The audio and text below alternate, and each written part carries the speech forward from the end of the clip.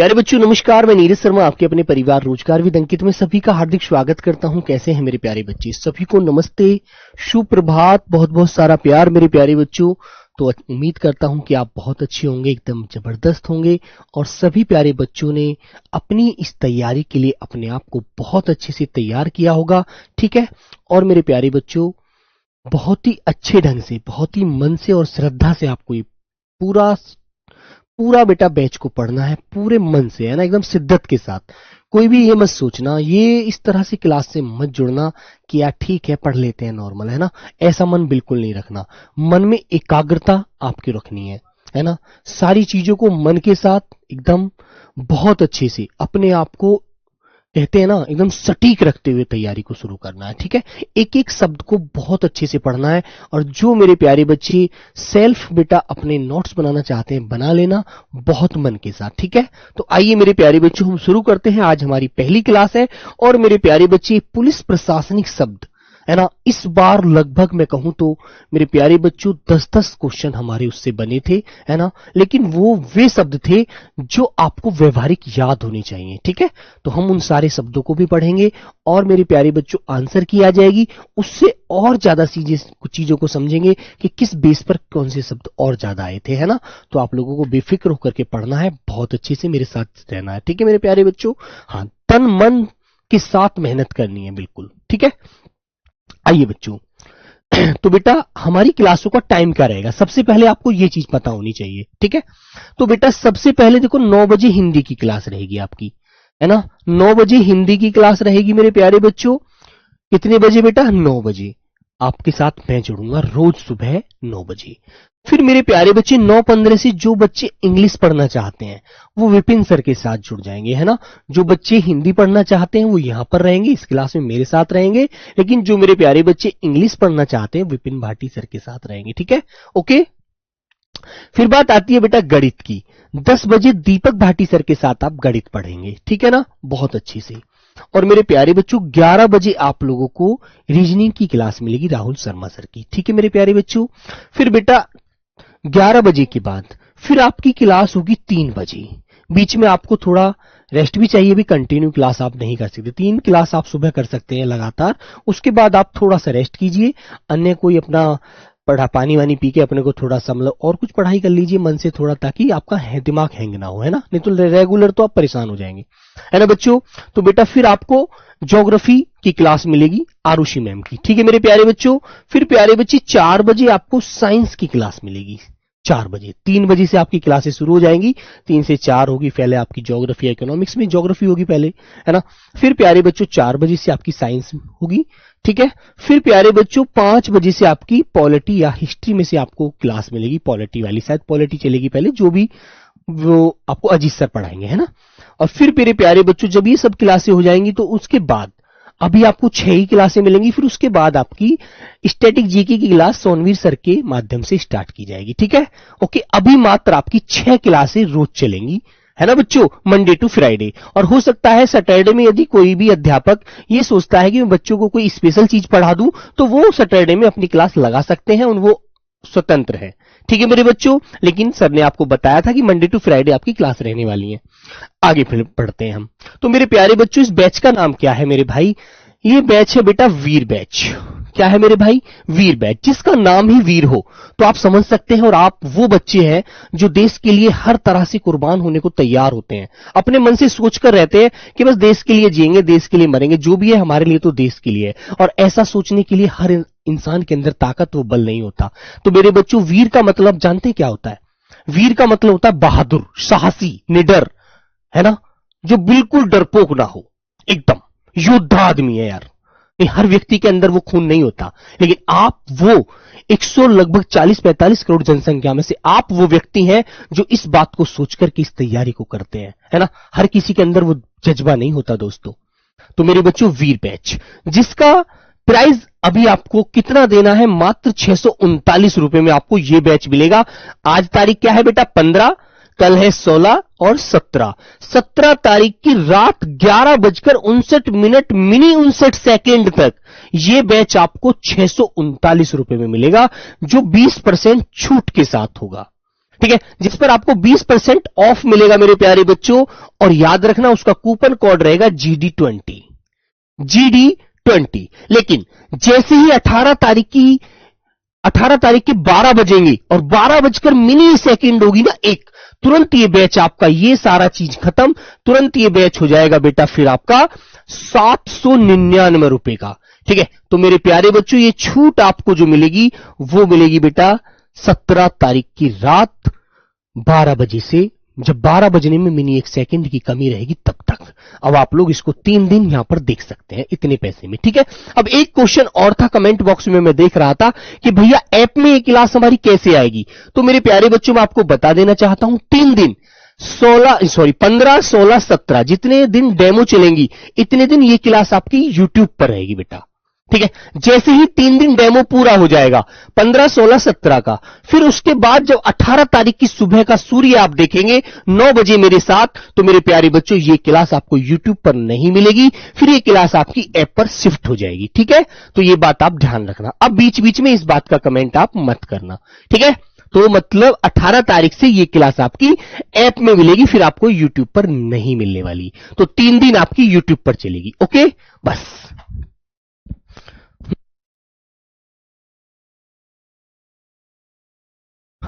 और बेटा एक बात और बता देता हूं, देखो फिर बाद में आप कंफ्यूज होंगे, बार बार परेशान होंगे, किसी पर कॉल करेंगे, हेल्पलाइन पर कॉल करेंगे तो आपकी कॉल हो सकता है ना लगे, है ना, बहुत समय लग जाए लगने में। तो मेरे बच्चों पीडीएफ जो आपको 3 दिन की पीडीएफ मिलेगी वो 3 दिन बाद आपको यूट्यूब पर नहीं मिलेगी, ऐप पर ही मिलेगी।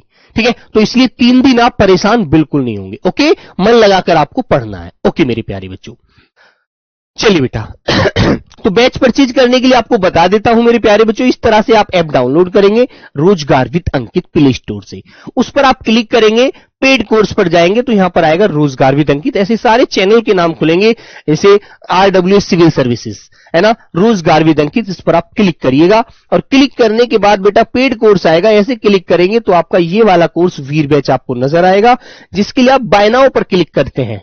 तो मेरे बच्चे बाय नाउ पर क्लिक करते ही अप्लाई कूपन का ऑप्शन आपको नजर आएगा, जिसमें आपको ये क्लिक करके GD20 डालकर पे ऑनलाइन, और फिर पे ऑनलाइन करके आप 639 रुपए में मात्र इस बैच को प्राप्त कर सकते हैं। ठीक है, तो मेरे बच्चों याद रखना, कोई भी बेटा 3 दिन में यदि बैच ले तो कूपन कोड का प्रयोग जरूर करना, बिल्कुल भी कूपन कोड को मत भूल जाना, अन्यथा मेरे बच्चों जो छूट मिलती है ना, एक विद्यार्थी के लिए 160 रुपए की छूट बहुत होती है दोस्तों, मैं समझ सकता हूं, तो वो आप पा लेना।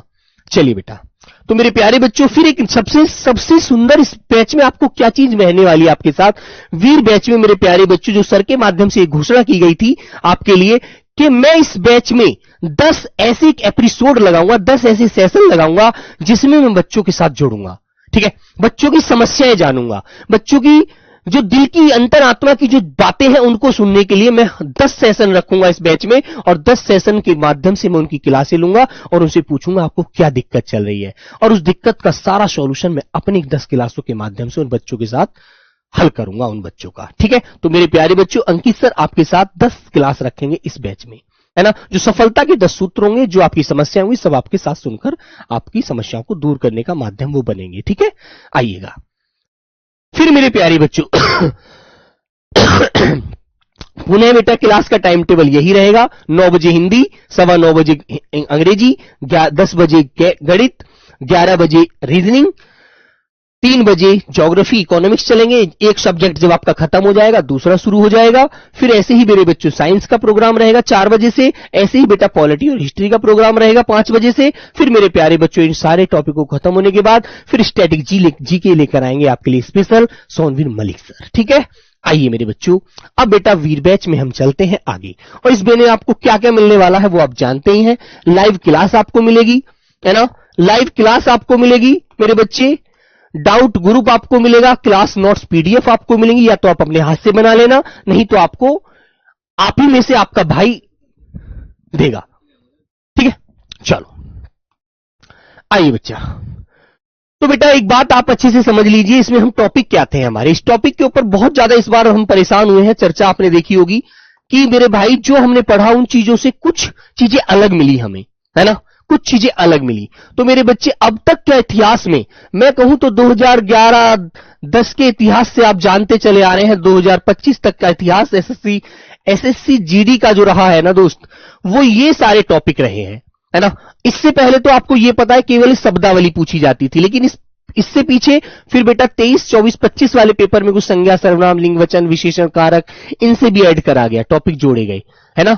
फिर अब क्या आता है, जो बात मैं आपको सबसे ज्यादा विशेष रूप से बताने वाला हूं वो ये बात है मेरे प्यारे बच्चों, जिस पर सबसे ज्यादा जोर आपको देना है 2026 से 2026 जो अब चल रही है, इसमें बेटा ये 2 टॉपिक ऐड करे गए जो किसी बच्चे ने नहीं पढ़े थे, किसी अध्यापक ने नहीं पढ़ाए थे, क्योंकि आज से पहले ना पूछे गए थे एसएससी जीडी में, है ना।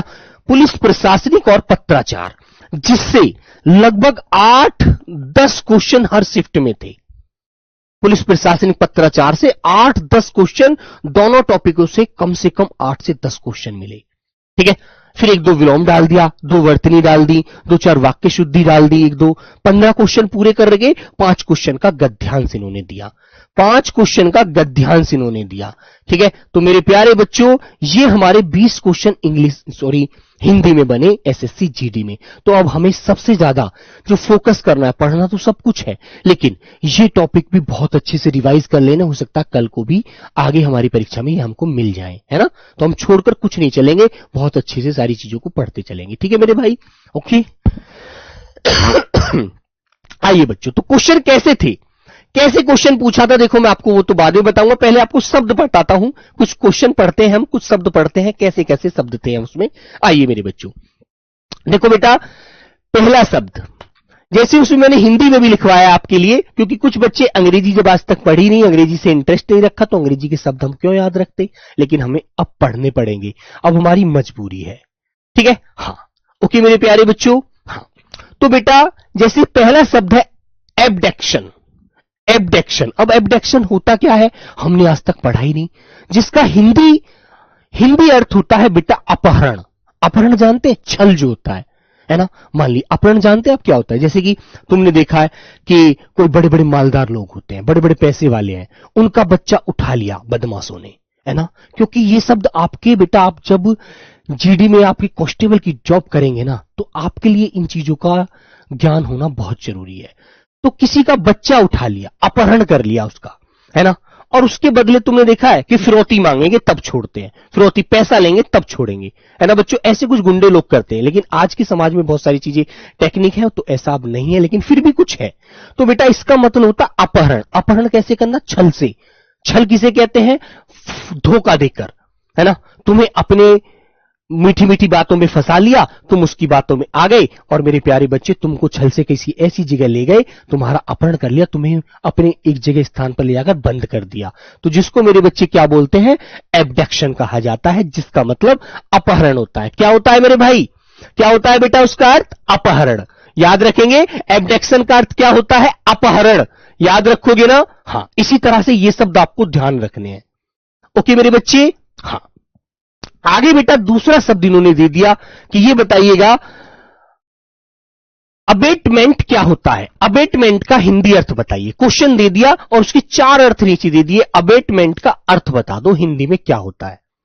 अपहरण होता है, छीना झपटी होता है, या बेटा किसी को गलत काम करने के लिए प्रोत्साहित उकसाना होता है, दुष्प्रेरण करने के लिए बोल दिया जाता है ना। इस तरह से आपको 4 विकल्प बना देगा। तो जिसका मतलब होता है बेटा अबेटमेंट का अर्थ होता है उकसाना, गलत कार्य करने के लिए प्रेरित करना, कि भाई तुम उसकी चीज चुरा लो, वो तुम्हें मिल जाएगी। अरे भाई जब तुम चोरी करोगे तो उसका तो आपको हर्जाना भरना पड़ेगा, आपको बुराई मिलेगी, लोग आपको गंदी नजर से देखेंगे, ठीक है। हाँ ओके मेरे बच्चे। हाँ बेटा रिकॉर्डेड क्लास मिलेंगी, जब तक मिलेंगी जिस दिन तक आपका पेपर नहीं हो जाएगा, ठीक है। हाँ ठीक है मेरे बच्चे। तो इसका मतलब होता है उकसाना या दुष्प्रेरण, ठीक है, गंदा काम करने के लिए किसी को आगे आगे बढ़ाना कि भाई करो, अच्छी बात है ना। तो इसका मतलब होता है उकसाना, ओके। याद रखोगे, कल बेटा इनसे 4 क्वेश्चन दूंगा, तब आगे क्लास पढ़ाऊंगा, रोज पूछूंगा, रोज आपकी अभ्यास क्लास लूंगा रोज। फिर आगे आया बेटा, क्या आया, अबेशकॉन्ड। अबेशकॉन्ड इसका अर्थ क्या होता है, अबेशकॉन्ड का मतलब, अबेशकॉन्ड का मतलब क्या होता है दोस्त, जानते हैं आप लोग। तो आपको याद रखना है उसका मतलब होता है फरार होना, जैसे तुमने देखा होगा कुछ अपराधी ऐसे हैं जो बड़े ही खतरनाक होते हैं, पुलिस से छूटकर भाग जाते हैं, है ना। पुलिस कहती है वो तो फरार हो गया, हमसे छूटकर भाग गया, है ना। जिसे कहा जाता है बेटा भगोड़ा, एक शब्द होता है भगोड़ा भी कहते हैं, भाग जाना, फरार हो जाना, है ना। जिसे आप हिंदी में एक मुहावरा पढ़ते हैं 9-2-11 हो जाना, है ना, भाग जाना। ओके, तो ये बात ध्यान रखेंगे बहुत अच्छे से। हाँ, आगे आया बेटा एब्यूज। एब्यूज पूछ लिया कि एब्यूज का अर्थ क्या होता है। समाचार सुनना या फिर किसी को कहानी सुनाना या गाली देना या बकवास करना। तो आपको बताना है जी एब्यूज का अर्थ क्या होता है। क्या होता है बेटा? गाली देना या दुरुपयोग करना। भाई गलत भाषा आप बोलेंगे तो आप दुरुपयोग ही कर रहे हैं, आप अपनी भाषा का सदुपयोग नहीं कर रहे, तो इसका मतलब गाली देना, गंदे मुंह से शब्द निकालना, एब्यूज। ठीक है, तो मेरे प्यारे बच्चों ये शब्द आपको रटने हैं, याद रखनी है इन चीजों को, नहीं तो मेरे प्यारे बच्चों सीधी सी बात है फिर हम गलती कर देते हैं पेपर में। ठीक है, तो एब्यूज माने क्या होता है? गाली देना। ठीक है, क्या होगा बेटा? गाली देना, दुरुपयोग करना, गंदे शब्दों को अपने मुख से निकालना। ओके, याद रखोगे, आगे बढ़िएगा। आगे बेटा एक शब्द आया, आपका जैसे शब्द लिखा हुआ है अंग्रेजी में ऐसे लिखा मिल जाएगा आपको ऊपर, तो आपसे पूछेगा कि बताइए अकॉम्पल्स का अर्थ क्या होता है। अकॉम्पल्स, अब तुम्हें ये तो पढ़ने पड़ेंगे भाई, देखो थोड़े से। तो अकॉम्पल्स का अर्थ क्या होता है? ठीक है, तो इसका मतलब क्या होता है? सह अपराधी या साथी। मान लीजिए आप एक अपराधी है और आपका दोस्त आपके साथ है, और वो अपराध जो आपने किया है उसका पता चल जाता है कि ये चोरी आपने की है, ये गलत काम आपने किया है, और उस समय आपके साथ कौन कौन थे, पुलिस ने इसकी जानकारी कर ली, कैमरे में आपको नोट कर लिया, आपका कैमरे से आपको देखा तो आपके 2 साथी भी आपके साथ थे। ठीक है, तो बेटा वो कौन हो गए? वो आपका अपराध में साथ देने वाले आपके दोस्त थे। ठीक है, जो आपके कौन है वो आपके साथी हैं, आपके मित्र हैं, तो वो भी बेटा उस अपराध के बराबर हकदार हैं। समझी? समझ रहे हैं ना बच्चों?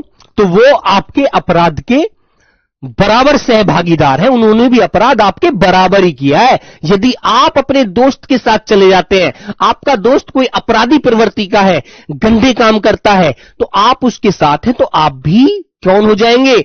आप भी बेटा गुनहगार हैं, याद रखना। ठीक है, ध्यान रखोगे ना? तो चलो मेरे बच्चों, सह अपराधी या साथी, दोस्त जो आपका उस काम में साथ दे रहा है। आगे आया मेरे बच्चे नंबर 6। इसने कहा एक्यूजेशन क्या होता है।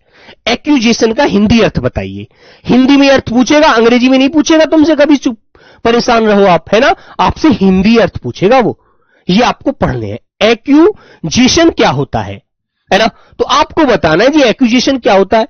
एक्यूजेशन होता है बेटा जो आपने गलत कार्य किया है, जो आप पर आरोप लगेगा, अभियोग कि आपने ये चोरी की है, आपने उस व्यक्ति को इस तरह गंदे तरह से प्रताड़ित किया है। ठीक है, आप पर ये एक्यूजेशन लगाए जाते हैं, आरोप लगाए जाते हैं कि आप अपने आप को बचाने की कोशिश कर रहे हैं, आप आरोपी हैं, आपने ये घिनौना गंदा काम किया है, तो उसे कहते हैं बेटा एक्यूजेशन। किसे बोलते हैं एक्यूजेशन? सब लोग लिखकर बताएंगे किसे बोलते हैं? आरोप को। ओके, आरोप या अभियोग। समझ गए मेरे बच्चे? ध्यान रखोगे अच्छे से। कल बेटा इन्हीं में से आपको 4 क्वेश्चन प्रैक्टिस के रूप में दूंगा, पहले आकर फिर पूछ लूंगा, आगे बढ़ूंगा। एक्यूजेशन बोले तो अपराधी, सॉरी आरोप। फिर आता है एक्यूज्ड। एक्यूज्ड क्या होता है? ठीक है, तो एक्यूज्ड आज तक हमने पढ़ा नहीं, तो हमें तो टेंशन लेनी पड़ेगी, थोड़ी सी समझना है। एक्यूज्ड कौन होता है बेटा? आरोपी, जिसने वो आरोप किया है, जिसने वो गलत कार्य किया है, वो आरोपी है, जिस पर आरोप लगाया गया है ना। और आरोप भाई झूठा तो लगेगा, झूठा भी लगता है, सच्चा भी लगता है ना। तो ये तो बात आप जानते हैं। ठीक है, लेकिन हमसे यहां पर सच्चा झूठा कोई नहीं पूछेगा, हमसे सिर्फ उसका हिंदी अर्थ पूछेगा। ठीक है, तो मेरे बच्चे आरोपी या अभियुक्त, जिस पर आरोप लगता है ना, उसे क्या बोलते हैं? उसे बोलते हैं बेटा अभियुक्त। ठीक है, कि आप एक्यूज्ड हो, आपको आरोपी माना गया है, उसमें आप अपनी सफाई फिर जाकर देंगे। पुलिस के बेटा यही शब्द होते हैं। ओके, आगे आता है मेरे बच्चे, अगला शब्द है हमारा एक्टिविट। क्या है बेटा? एक्टिविट। एक्टिविट का अर्थ क्या होता है जानते हैं आप लोग, जब आपके ऊपर जांच की जाती है, आप दोषी नहीं पाए जाते तो आपका दोष मुक्त करना पड़ता है आपको, ठीक है। तो एक्विट का अर्थ क्या होता है? दोष मुक्त करना। तो जब आप अपराधी नहीं पाए जाते हैं तो आपको पुलिस क्या कर देती है? दोष से मुक्त कर देती है कि इसने ये कार्य नहीं किया, ये इस पर गलत आरोप लगाया गया, ठीक है। तो ये बेटा आपके व्यवहारिक शब्द आपको याद रखने, क्योंकि आप सेना के जवान हैं तो जवान के लिए क्वेश्चन आना चाहिए, ठीक है। क्लियर मेरे बच्चे? जैसे आपके अधिकारी ने आपसे क्वेश्चन पूछा कि रात जो व्यक्ति पकड़ा गया था, जो एक्यूज्ड पकड़ा गया था, आरोपी, क्या वो दोष से युक्त है, दोषी है? तो आप कहेंगे नहीं सर, वो एक्विट है। एक्विट बोले तो उससे मुक्त करना पड़ा उसे, वो एक्विट है, बिल्कुल दोष से मुक्त है वो, ठीक है। आगे आता है बेटा नंबर 9। आगे नंबर होता है, नंबर 9 में आता है बेटा एडजर्न। एडजर्न का अर्थ क्या होता है हिंदी में? एडजर्न मानते हैं क्या होता है? क्या होता है मेरे बच्चों? इसका मतलब होता है स्थगित करना। किसी भी बात को आपने कहा कि जी ये कार्य होगा, फिर जो ऊपर वाले अधिकारी होते हैं वो उसकी जांच करते हैं कि जब ये दोषी नहीं तो इस बात को स्थगित करो, खत्म करो यार, क्यों बढ़ा रहे हो, है ना। तो बेटा एडजर्न का अर्थ क्या होता है? स्थगित करना।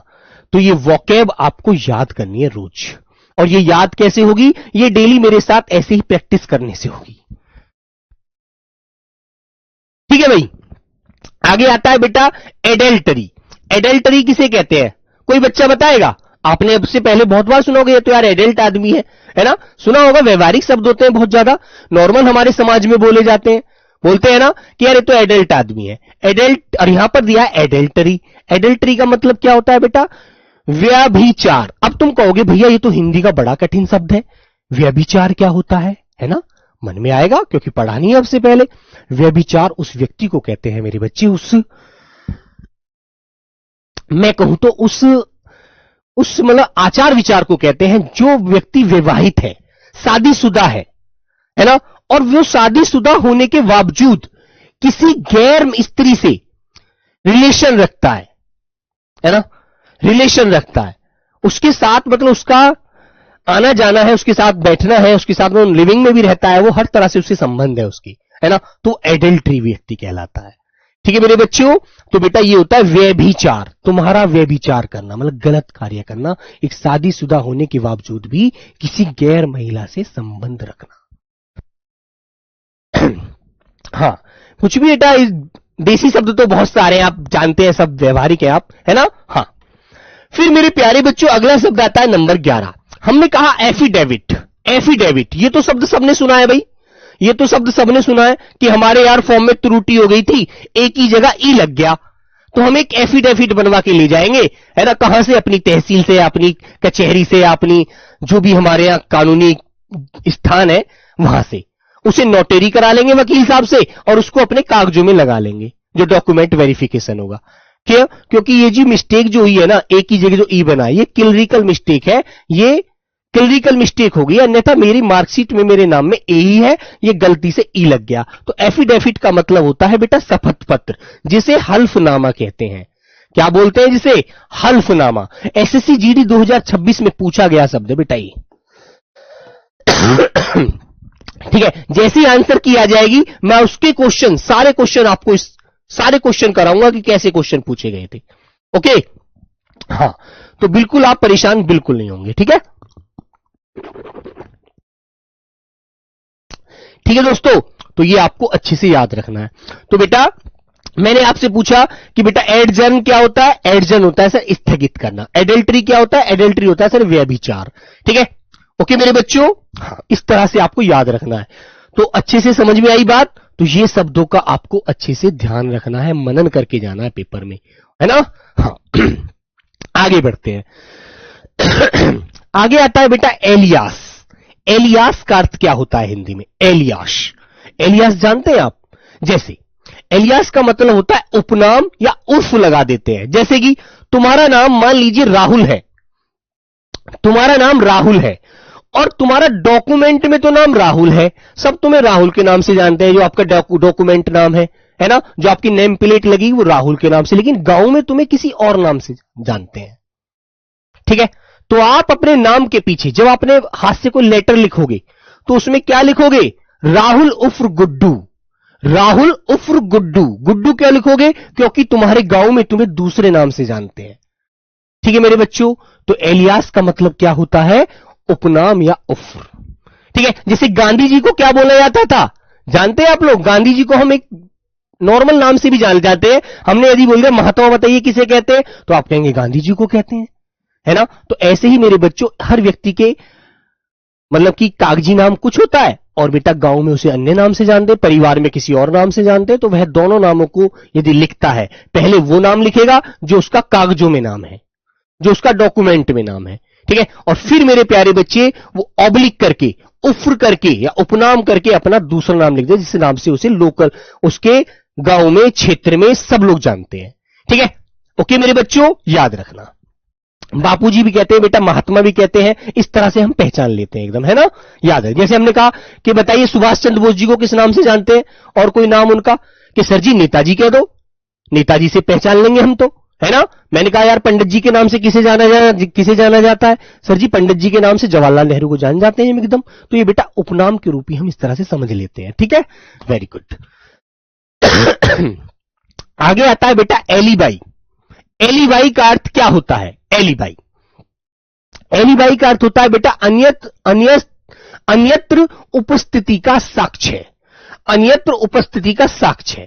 तो इसका मतलब क्या होता है मेरे बच्चे? इसका मतलब होता है जब कोई वहां कहीं नहीं होता और उस पर वह कोई क्या लगा दे, आरोप लगा दे कि आप तो वहीं थे, है ना?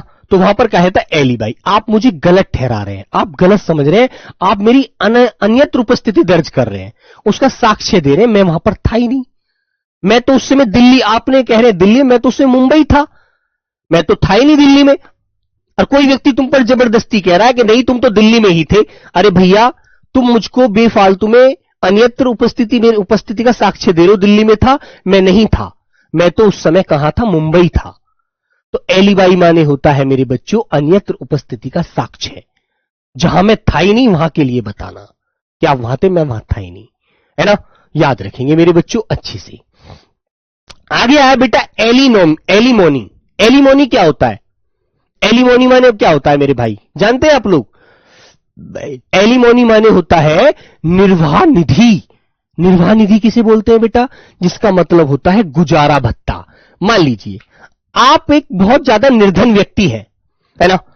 तो आपने जाकर अपने गांव के, जो अपने गांव प्रधान है, ग्राम प्रधान है, या वार्ड के सभासद है, या फिर आपके चेयरमैन है, या मेयर है, या आपके यहाँ विधायक है, जो भी है, उनसे जाकर ये कहा जी एक हमारे पड़ोस में एक दादी रहती है, वो बहुत ही गरीब है और उनका ना कोई इस दुनिया में कोई बेटा है, ना कोई और है, उनका खर्चा भी नहीं चल पाता है ना? तो उनको आप कोई ऐसी निधि है आपके यहां पर जिससे उनको कुछ गुजारा भत्ता मिलने लग जाए, 2-4 हजार रुपए की पेंशन बन जाए उनकी, जिससे उनका जीवन चल जाए, है ना? तो मेरे बच्चों एलिमोनी माने होता है निर्वाह निधि या गुजारा भत्ता, जिससे बड़े बुजुर्ग जिनको सहारा नहीं होता, बेसहारा लोगों को सहारा देने के लिए बनी होती है वो। ठीक है, तो वो एलिमोनी कहलाता है। ठीक है, एलिमोनी बोले तो निर्वाह निधि, गुजारा भत्ता जो सरकार देती है। ठीक है मेरे भाई। आगे आता है बेटा, ये शब्द बहुत इंपॉर्टेंट शब्द है, एलिगेशन। एलिगेशन क्या होता है जानते हैं आप लोग? बताइए, एलिगेशन क्या होता है? एलिगेशन, जब आप किसी पर बिना सबूत के, आपके पर सबूत तो है नहीं, प्रूफ तो आपके पास है नहीं, और आप किसी पर आरोप लगाते हैं। ठीक है, आरोप लगाते कि तुम ही ये दोषी हो, तुमने ही ये गलत कार्य किया है, तो आप उस पर एलिगेशन लगा रहे हैं, जिनके साक्ष्य आपके पास है नहीं, आपके पास कोई प्रत्यक्ष प्रमाण नहीं है, तो आपने क्या लगाया? उस पर एलिगेशन लगाया, बिना सबूत के झूठ बोल दिया आपने कि तुम ही गलत आदमी हो, तुम ही गंदे आदमी हो। अरे भाई, उसे गंदा सिद्ध तो करो, गंदा सिद्ध करने के लिए आपके पास कुछ है नहीं। तो एलिगेशन होता है बेटा आरोप, और वह आरोप जिसका कोई पक्का सबूत ना हो। ठीक है, वेरी गुड। आगे आता है बेटा एनबुश। एनबुश, एनबुश का मतलब क्या होता है बताइए? एम्बुश, एम्बुश का अर्थ क्या होता है बेटा? घात लगाकर हमला करना, है ना? एम्बुश का मतलब जानते क्या होता है? घात। घात किसे कहते हैं? अब जैसे मान लो तुम्हारी किसी से लड़ाई हो जाए, कल लड़ाई हुई थी, आज तुमने अपने दोस्तों के साथ एक मीटिंग करी और तुम घात लगाकर बैठ गए कि जैसे ही वो इस रास्ते से गुजरेगा वैसे ही हम उस पर वार कर देंगे, है ना, वैसे ही हम उसके ऊपर क्या कर देंगे, हमला कर देंगे, वार कर देंगे, है ना। तो आप घात लगाकर बैठ गए चुप, और आप देख रहे हैं कि वो घर से 8 बजे निकलता है और इस रास्ते से जाता है ना, और जैसे ही वो यहां आएगा वैसे ही हम उसके ऊपर हमला कर देंगे। तो आपने घात लगाकर जो हमला किया उसे बेटा एम्बुश कहते हैं, एम्बुश। ठीक है, तो आपसे मैं कल पूछूं कि बताइए बेटा एम्बुश किसे कहते हैं, तो आप क्या कहेंगे, घात लगाकर हमला करना, है ना, घात लगाकर हमला करना उस पर, उसे सर एम्बुश बोला जाता है। ओके मेरे बच्चों, आगे आता है बेटा एमनेस्टी। एमनेस्टी का अर्थ क्या होता है, एमनेस्टी, एमनेस्टी का अर्थ क्या होता है, हिंदी अर्थ पूछेगा आपसे कि बताओ हिंदी अर्थ क्या है। ठीक है, तो मेरे बच्चे एमनेस्टी का अर्थ क्या होगा आप बताएंगे, राज क्षमा।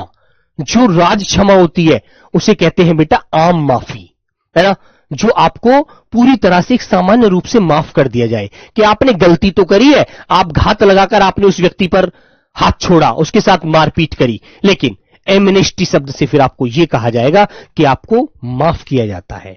ठीक है, आपको राज क्षमा दी जाती है पूरी तरह से, अन्यथा आप भी आरोपी तो थे।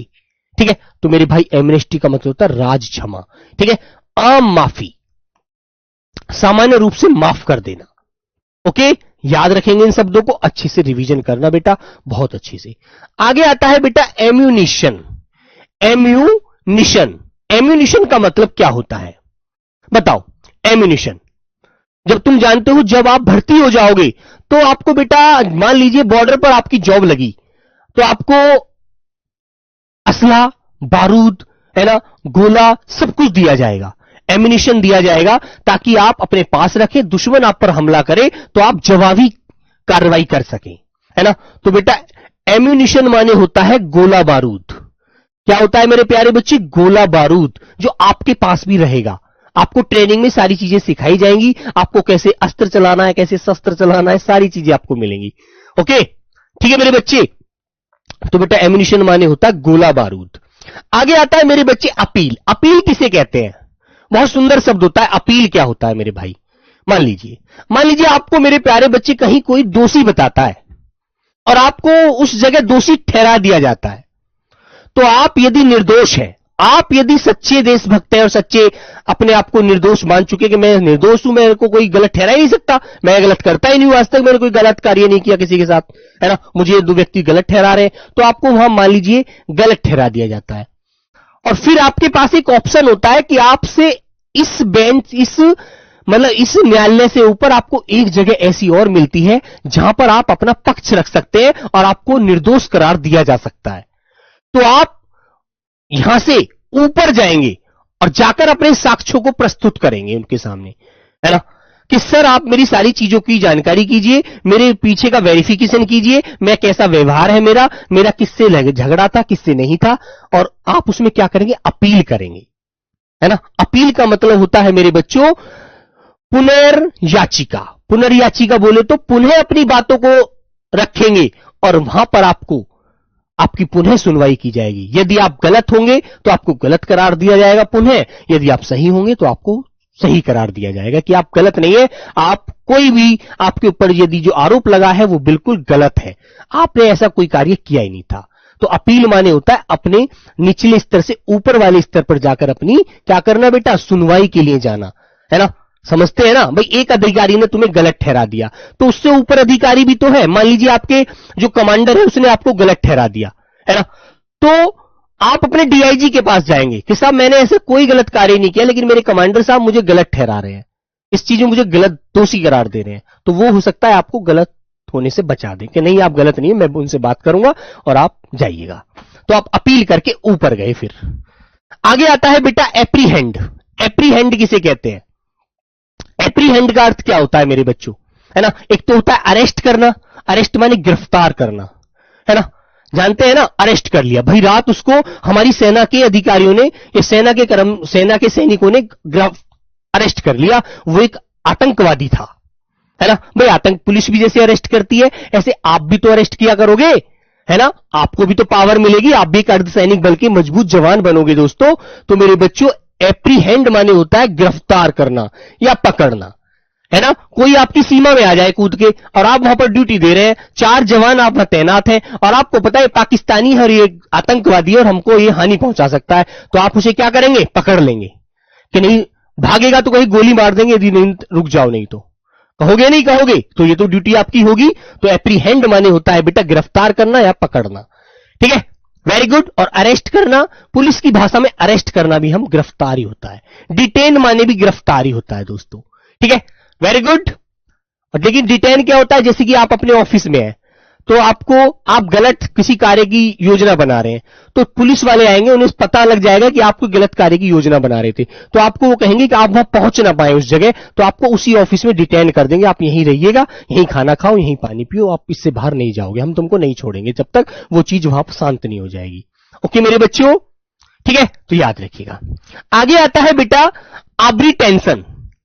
आब्री टेंशन, आब्री टेंशन का अर्थ क्या होता है मेरे बच्चे, मान लीजिए आपके बीच में झगड़ा हो जाता है, भाई दो पक्षी तो होते हैं झगड़ा होने के लिए, ए पक्ष और बी पक्ष, दोनों में झगड़ा हो गया, तो आपके बीच में कोई ना कोई ऐसा व्यक्ति तो होगा, समझदार व्यक्ति, जो आपके बीच में, आप दोनों के बीच में जो झगड़ा हुआ है उसकी मध्यस्थता करेगा, कह रहे भाई तुम भी शांत हो जाओ, तुम भी शांत हो जाओ, तुम्हारी ये गलती है, तुम्हारी ये गलती है ना, तुमको ऐसे नहीं बोलना चाहिए था, तुमको ऐसे नहीं बोलना चाहिए था, है ना, तो दोनों कहेंगे हाँ सर हमारी गलती है, हम माफी चाहते हैं, आगे से हम दोनों आपस में नहीं लड़ेंगे, ठीक है। तो मेरे बच्चों मध्यस्थता होगी, पंच फैसला हो गया वो, कि भी चलो जब नहीं मानते हैं लोग, तो 5 लोग आते हैं जो समाज के मुख्य व्यक्ति होते हैं, है ना, तो वो कहते हैं भाई ये मुद्दा कैसे कैसे हुआ, किसने लड़ाई दी, किसने गाली दी पहले, है ना, लड़ाई क्यों हुई ये, तो फिर वहां पर वो बात बैठकर करते हैं कि साहब इसने मुझको ऐसे कहा, इसने मुझे ऐसे कहा, कि भाई देखो तुम्हारी ये गलती है, तुम्हारी ये गलती है, हम 5 लोग इस बात में, इस चीज में डिसीजन लेते हैं कि तुम लोग अब इस बात को यही निपटारा करो इसका और अपने काम पर ध्यान दो। तो मेरे प्यारे बच्चों मध्यस्थता है, पंच फैसला। गांव में नहीं होते पंच, कि गांव में तुमने पंच नहीं देखे बेटा, नहीं, शहरों में तो कोई पंच नहीं होता, है ना, शहर में तो कोई किसी का पंच नहीं होता, गांव में जरूर पंच होते हैं, जैसे हमारे बाबा हैं, हमारे परिवार के दूसरे ताऊ जी हैं, है ना, होता है ना मेरे बच्चे, तो पंच ही तो होते हैं, गांव के प्रधान जी है, भाई आकर के उसका फैसला करा दो, 2 परिवारों में लड़ाई हो गई, होता है ना, तो ये तो व्यवहारिक चीजें आपको ध्यान रखनी है, ठीक है मेरे बच्चों। तो आर्बिट्रेशन माने क्या होता है मेरे भाई, मध्यस्थता या पंच फैसला। आगे आता है बेटा आर्मरी।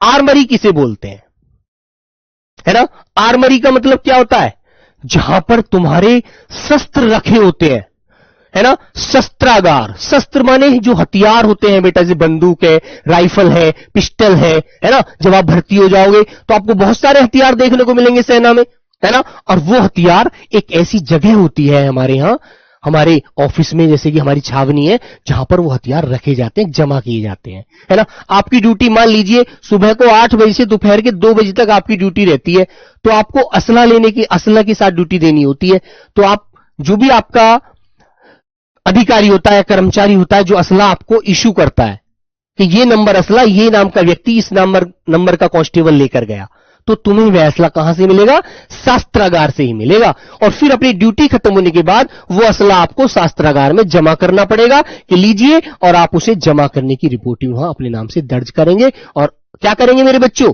वहां पर अपने सिग्नेचर करेंगे, हस्ताक्षर, और जो व्यक्ति ने आपको दिया है असला, वो अपने हस्ताक्षर का हाँ मैंने उससे जमा कर लिया उसकी ड्यूटी खत्म होने के बाद, ठीक है। तो मेरे बच्चे शास्त्रागार का मतलब होता है, शास्त्रागार या आयुधागार का इनका मतलब होता है असला जहां रखे होते हैं, असला रखे होने की जगह जो होती है, ठीक है मेरे बच्चे, हाँ ठीक है, लॉक किया जाए। आगे क्या आता है बेटा, आगे आता है आर्म्स। आर्म्स क्या होता है, आर्म्स जानते हैं आप लोग, हथियार, हथियार जिसे हम अस्त्र और शस्त्र दोनों रूप से जानते हैं, शस्त्र, ठीक है।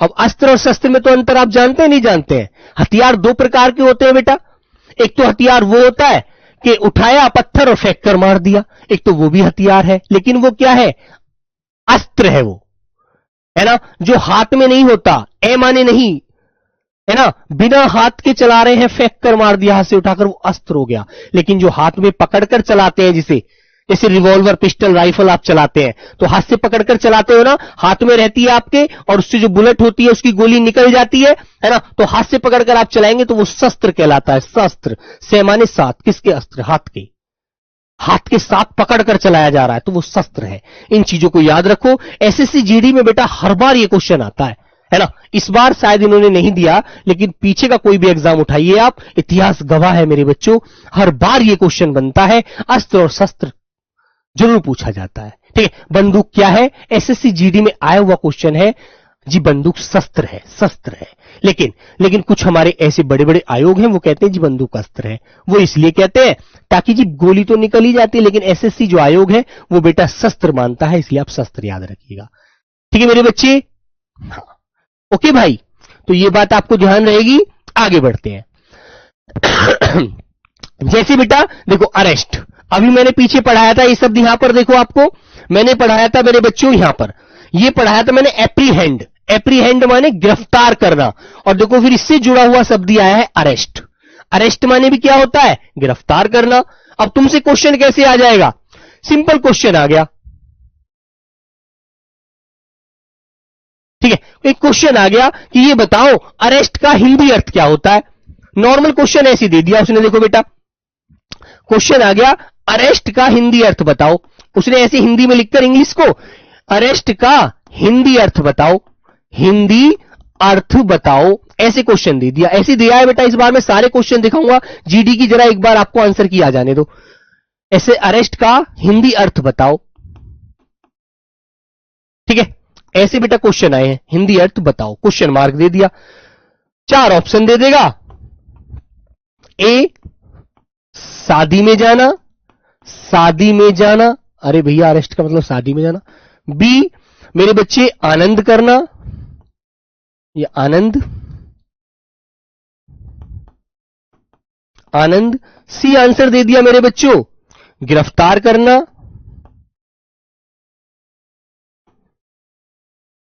और डी आंसर दे देगा भैया जन्मदिन मनाना, जन्मदिन मनाना, बर्थडे मनाना।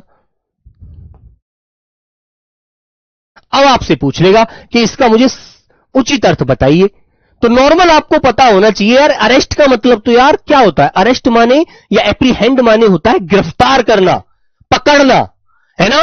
तो मेरे प्यारे बच्चों आप तुरंत आंसर लगाएंगे ऑप्शन नंबर सी और आगे बढ़ जाएंगे। ऐसे क्वेश्चन बने हैं, व्यवहारिक शब्द आपको पता होने चाहिए बस। ठीक है, एक क्वेश्चन बहुत बार आया, देखो मैं अभी आपको 5 क्वेश्चन दिखाता हूं और किस प्रकार से क्वेश्चन बनते हैं। आप लोग सब जवाब देना एक बार, सभी मेरे प्यारे बच्चे।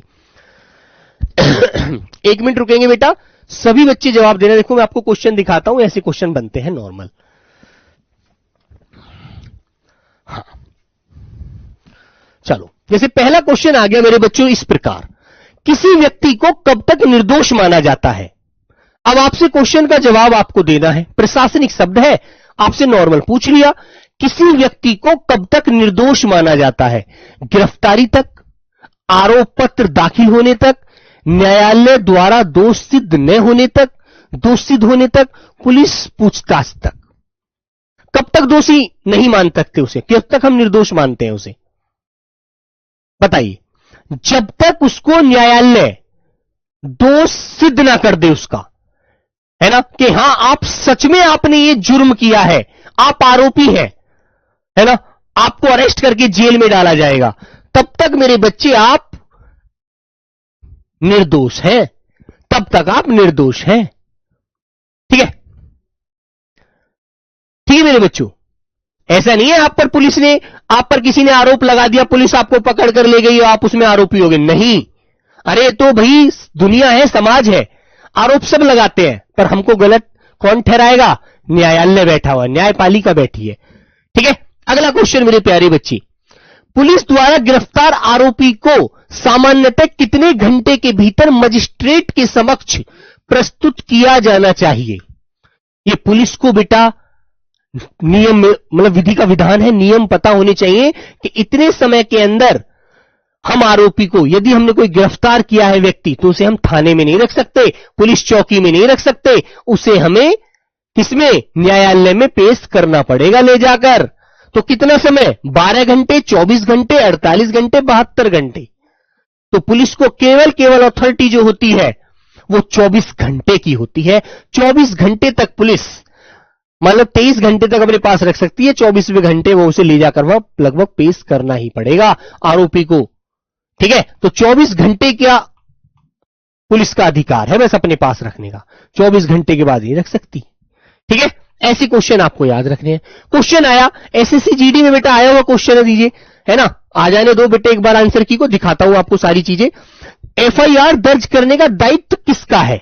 एफआईआर, एफआईआर का मतलब तो जानते हैं आप लोग, फर्स्ट इंफॉर्मेशन रिपोर्ट, है ना, जो पहली रिपोर्ट जाती है, पहली बेटा पहला पत्र जाता है कि ये व्यक्ति ने मेरे खिलाफ, मेरे को मारा है, और आप उस पर आरोप लगाते हैं और जाकर के थाने में दे देते हैं अपने प्रभारी को। ठीक है, तो मेरे बच्चे एफआईआर दर्ज करने का दायित्व किसका होता है? ग्राम प्रधान का नहीं, पुलिस थाना प्रभारी पुलिस अधिकारी का, न्यायाधीश का, तहसीलदार का।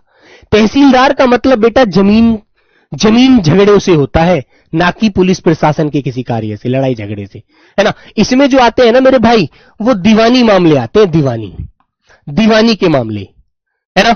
न्यायाधीश तो मेरे बच्चों जजमेंट करता है, तो आंसर होता है ऑप्शन नंबर बी।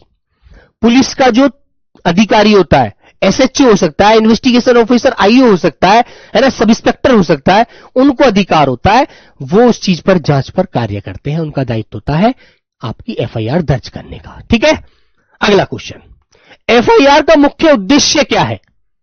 मुख्य उद्देश्य क्या होता है मेरे बच्चों? हाँ बेटा, पुलिस से क्वेश्चन 10 क्वेश्चन बने थे इस बार, 8-10 क्वेश्चन इस बार बने। एक बार आंसर की आ जाने दो मेरे भाई, सब कुछ स्पष्ट करूंगा एक एक चीज को।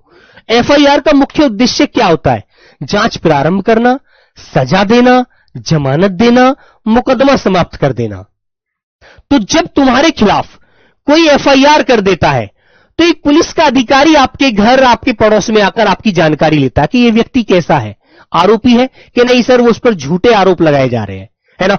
तो वो आपके खिलाफ आपकी जांच करेगा, खिलाफ नहीं सॉरी, आपके खिलाफ तो जिसने एप्लीकेशन लगा दी, है ना, वो व्यक्ति एप्लीकेशन लगाकर आ चुका है एफआईआर करके। अब एक पुलिस का अधिकारी आएगा और वो जांच करेगा कि वो व्यक्ति सच में ही ऐसा है या झूठा उस पर आरोप लगाया जा रहा है। तो मेरे बच्चे, इससे जांच प्रारंभ हो जाती है, शुरुआत हो जाती है तुम्हारे प्रति कि तुम कैसे व्यक्ति हो, तुम आरोपी हो या नहीं हो। Okay, very good. तो इस तरह के क्वेश्चन मेरे प्यारे बच्चों बनते हैं। अगला क्वेश्चन आता है बेटा, एफआईआर का पूरा नाम क्या होता है? फुल फॉर्म पूछ लेगा, एक आध क्वेश्चन ऐसा बेसिक पूछ लेता है, हिंदी अर्थ ना पूछ करके ऐसा क्वेश्चन पूछ लेता है कि ये बताइए एफआईआर का पूरा नाम क्या है। तो आपको बेटा फुल फॉर्म इसकी तो याद रखनी पड़ेगी, ऐसे नॉर्मल शब्दों की। ठीक है, ये एसएससी जीडी का फंडा है बेटा, याद रखना। तो वो कहेगा एफआईआर का पूरा नाम क्या है जी? Final investigation report, first information report, first inquiry report, first investigation record, formal investigation report, है ना। ये शब्द बेटा पूछे गए हैं। इन्वेस्टिगेशन क्या होती है? इन्वेस्टिगेशन का मतलब होता है जांच, कि मैं तुम्हारे खिलाफ इन्वेस्टिगेशन करा रहा हूं कि तुम गलत हो या सही हो। तो इसका मतलब क्या हो जाएगा? फर्स्ट इंफॉर्मेशन रिपोर्ट होता है मेरे बच्चे, ऑप्शन नंबर बी आपका बिल्कुल राइट आंसर हो जाएगा। ये बताइए, क्या ऐसे क्वेश्चनों की धज्जी नहीं उड़ाएंगे आप? ठीक है ना बच्चों। तो बेटा बिल्कुल बेफिक्र होकर के, है ना, मां शारदा को मन में रखते हुए आप लोगों को यह कसम खानी है, यह प्रण लेना है मेरे साथ कि पूरी शिद्दत के साथ मेहनत करेंगे, है ना बेटा। सही और गलत करने वाला, निर्णय करने वाला तो भगवान है, लेकिन अपनी मेहनत में कमी करना वो हमारा ही एक इल्जाम है। हमें अपनी मेहनत में कभी कमी नहीं करनी चाहिए, भले ही रिजल्ट कुछ भी हो उसका फिक्र नहीं करना चाहिए, लेकिन यदि दिल से मेहनत की जाती है, शिद्दत से मेहनत की जाती है, पूरी अंतरात्मा के साथ बेटा प्रण लिया जाता है किसी कार्य को करने का, तो मां सरस्वती भी ये सोचती है जब ये बच्चा पूरे घुटने टेक चुका है तो मैं इसकी जिंदगी से कामयाबी शब्द को हटा नहीं सकती। ठीक है, तो मेरे प्यारे बच्चों ये बात याद रखिए, आप पूरे दिल से मेहनत करोगे तो भगवान तुम्हारे झोली में जरूर वो डालेंगे जिसकी आप वाकई ही योग्य हैं। ठीक है, तो मेरे प्यारे साथी आज तक की क्लास को आज की क्लास को मैं यहीं रखूंगा। ठीक है, एक बार पुनः मैं बता देता हूं बेटा, ये बैच आपको 3 दिन 639 रुपए का मिलेगा। ठीक है, जिस भी प्यारे बच्चे को लेना है बेटा, आज कल परसों 17 तारीख की रात 12 बजे से पहले पहले ले लेना।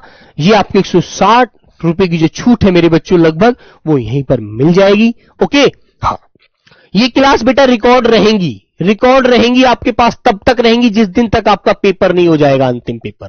ठीक है, और मेरे बच्चों ये आप ऐप डाउनलोड कर लेना, RW ऐप, ऐसे आपको परचेज करना है। और क्लास का टाइम मैं फिर आपको बता देता हूं मेरे प्यारे बच्चों। क्लास का टाइम टेबल 9 बजे हिंदी रहेगी, 9:15 बजे इंग्लिश रहेगी, 10 बजे बेटा मैथ रहेगा, 11 बजे मेरे प्यारे बच्चों आपकी रीजनिंग रहेगी। ठीक है, और मेरे प्यारे साथी 3 बजे आपकी ज्योग्राफी इकोनॉमिक्स होगी मेरे बच्चे, 4 बजे साइंस होगी और 5 बजे पॉलिटी हिस्ट्री की क्लास होगी। और फिर जब इनमें से कोई सब्जेक्ट आपका खत्म हो जाएगा 6 क्लासों में से, तो फिर आपकी क्लास स्टैटिक की शुरू कर दी जाएगी सोनवीर सर के माध्यम से। ठीक है, ओके मेरे बच्चों, तो ये शब्द आपको बहुत अच्छे से, है ना, आपका दिल करे स्वयं नोट करने का तो खुद कर लेना, नहीं तो इस पीडीएफ को तो मैं आपके ऐप में 18 तारीख में डलवा ही दूंगा। आप बिल्कुल बेफिक्र होकर के ऐसे ही मेहनत करते रहना। ठीक है, तो एक बार क्लास को जाते जाते लाइक और शेयर जरूर करके जाना, और क्लास कैसी लगी ये जरूर बताना, और मैं आपके लिए क्या नया कर सकता हूं ये भी जरूर बताना, क्योंकि हो सकता है मैं अपने अकेले दिमाग से सारी चीजें ना सोच पाया हूं, तो आप लोग यदि थोड़ी सी मेरी हेल्प करेंगे तो मुझे हो सकता है मैं आपको और अच्छा आपके लिए कर पाऊं। ठीक है बेटा, ठीक है मेरे प्यारे बच्चों, तो सभी को मेरा प्रणाम, नमस्ते, जय हिंद।